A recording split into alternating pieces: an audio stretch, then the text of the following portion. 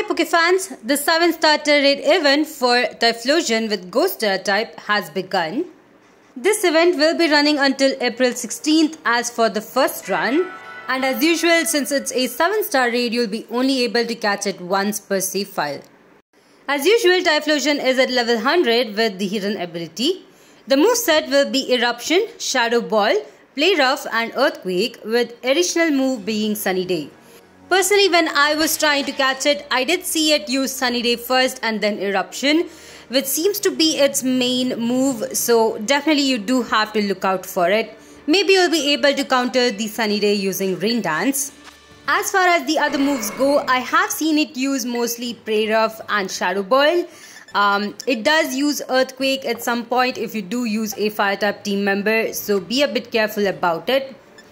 Now it has a Tera type of Ghost, so you can definitely use a Pokemon that is part Dark type or a Dark type Pokemon to go ahead and take it down. Well, here is my attempt of catching Typhlosion. In my case, I did go for a unique Pokemon. I have seen many people in the internet use Anilap, which is a really cool Pokemon to use. And if you are planning to use it, go ahead with the Rage Fest move as well as Screech on the first turn. I think that is definitely very helpful. As you can see here, some of my team members did use Anilap and they did use the same tactic I just mentioned. As for me, I did choose Stinglu, which is a part Dark and Ground type. Definitely a really good choice if you want a solid Pokemon, and its ability does help raising the special attack stat of all the team members. So if you do have a special attacker in the field, that will definitely help them. For the first turn right here, I did go with boosting my stats. I feel like that was a really good start. I was a bit afraid of the Eruption doing too much damage, so I did have to raise the defense. By the second turn, the Typhlosion already had its shield up, so we did have to start hitting it pretty hard right here in order to break its shield. As usual, if you have its defense lowered, you'll be easily able to use a physical type move to take it down. Now, I do have to mention there were times when my Pokemon were skipping turns. I'm not really sure if it's an issue with the Tera raid battle itself. Right here, once again, Typhlosion used Eruption, and just like I mentioned before, it seems to like to use this move quite a lot. Maybe it's a scripted move for it, but you do have to be a bit more careful if you are using a Pokemon like Meowscarlet, which might get one-shotted by these Eruptions, especially when the Sunny Day is up.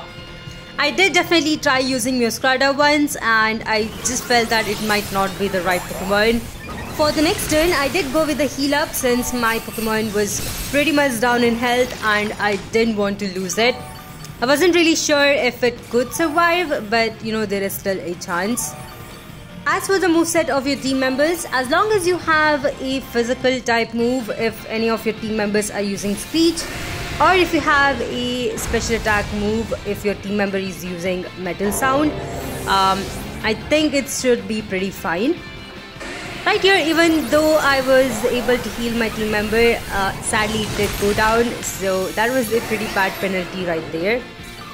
Either way, we are almost done with the shield. I think in the next turn we should be able to take it down.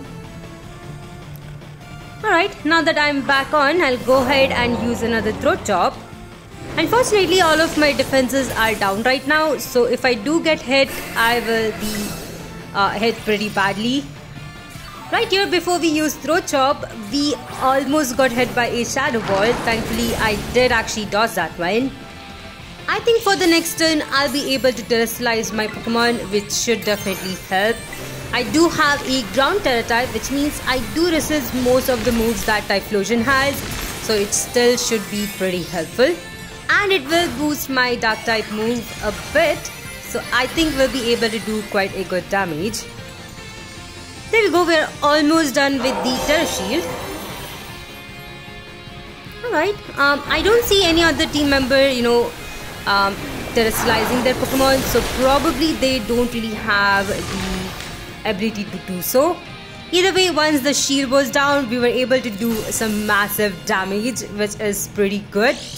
I would definitely recommend you guys go ahead and get the Tera Shield up pretty soon. And once the Tera Shield is down, you'll be able to easily take it down. Right here in the very next turn, we were able to defeat the Typhlosion. Pretty cool. If you are planning to use a similar Pokemon as your other team members, go ahead and use multiple speech, which will lower its defense pretty much so that you can easily take it down. In my case, I think we only used one turn of Screech but still was able to do massive damage. So if you do use 2 turns, you probably will bring it down to half health pretty easily. As for catching it, I'm going to use a Ultra Ball. Now here's the list of rewards you'll be able to get once you defeat Typhlosion. The base item drops are the items you'll probably get each time you defeat it, but the random items is what we're mostly looking for. In this case, with the base items, I was able to get a ability patch as well as a bottle cap. There was a PP up as well and a couple of calciums, which is pretty nice. Definitely this was pretty helpful. I'm pretty happy with this Typhlosion, although it does look pretty tiny. Either way, let's quickly go ahead and check its moveset and ability as well. As usual, it is at level 100 with the moveset Eruption, Shadow Ball, Plate Off and Earthquake. It does have Flash Fire as its ability. I'm not sure if that is its hidden ability or not. Let me know in the comment section if it is. Let me quickly go ahead and assign the mightiest mark for it as well. I do want to check out if it does get the tiniest mark, which I think we can actually check in Mesagoza City. So let me quickly make my way over there as well. Here we are, and here's the NPC. She stands right next to the Pokemon Center, which is in the west side of the Mesagoza City. And once I do select it, yup, it is a tiny Pokemon, which means I'll be able to get a mark for it as well. Of course, the mark is called Mini Mark. You know what, let's quickly go ahead and equip that mark. From now on, it's gonna be called Typhlosion the Teeny, which is pretty cute. Either way, here it is. It's definitely pretty small, almost the same height as my trainer right here. Anyway, the other Pokemons I think you'll be able to use is definitely TU, which is a dark fire type Pokemon. You could definitely use Stinglu, which I used. Any Lapis is possible, as well as Quagswell. Let me know in the comment section which Pokemon you used and how easy it was to catch Typhlosion.